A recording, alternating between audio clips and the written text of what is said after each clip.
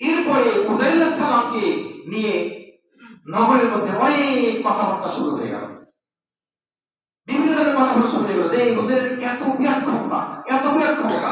সূরা মারিয়ামের মধ্যে আল্লাহ বলেছেন, ক্বালা ইয়া হুদ উযাইর ইবনুল্লাহ।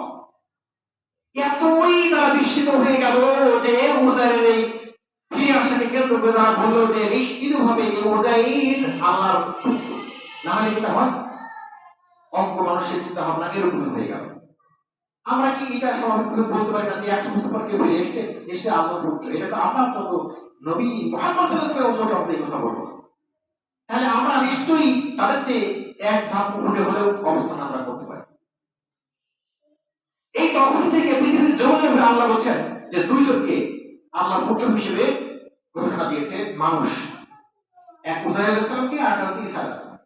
একই আয়াতের মধ্যে সূরা মারিয়ামের 30 নম্বর আয়াতের মধ্যে আল্লাহ একসাথে ঘটনার বিবরণ দিয়েছেন।